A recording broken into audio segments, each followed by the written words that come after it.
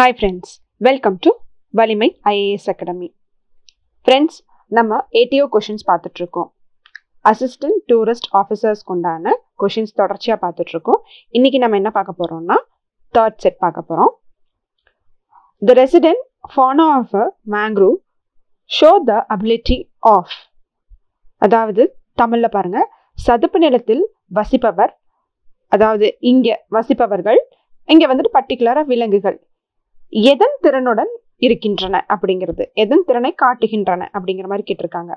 So இப்போ வந்துட்டு நம்ம சதுப்பு நிலம் அப்படின்னு நம்ம எடுத்துக்கிட்டோம் அப்படின்னாலே இங்க பாருங்க கொஸ்டின் இங்க இருக்கா. எஸ், சதுப்பு நிலம் அப்படின்னு நம்ம எடுத்துக்கிட்டோம் அப்படின்னாலே அது சால்ட் டாலரன்ஸ் தான். ஏன்னா சதுப்பு நிலம் எப்படி இருக்கும் அப்படின்னா ரிவர் வாட்டரும் அதே மாதிரி கடல் தண்ணியும் ரெண்டுமே சேரக்கூடிய அந்த பொதுவாக இருக்கக்கூடிய இடம் தான் சதுப்பு நிலம், மேங்க்ரோவ் ஃபாரஸ்ட்.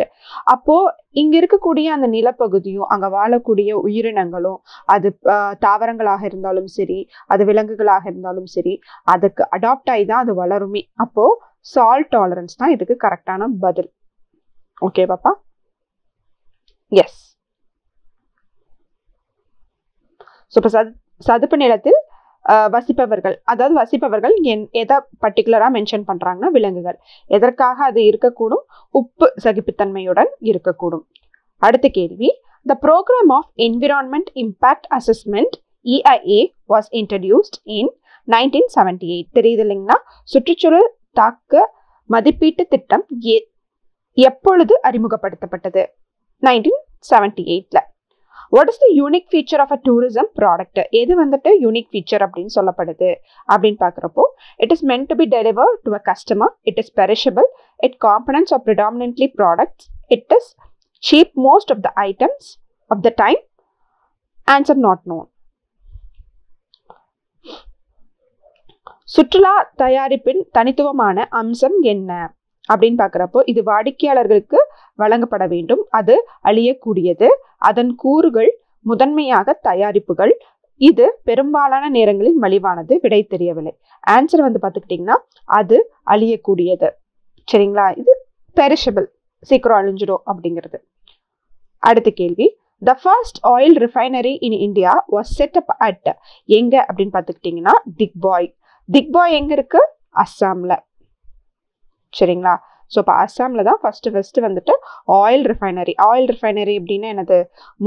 இந்தியாவின் முதல் எண்ணெய் சுத்திகரிப்பு, அதாவது எண்ணெய் சுத்திகரிப்பு நிலையம் ஆயில் ரிஃபைனரி திக்பாய் எங்க இருக்குங்க? அஸ்ஸாமில்.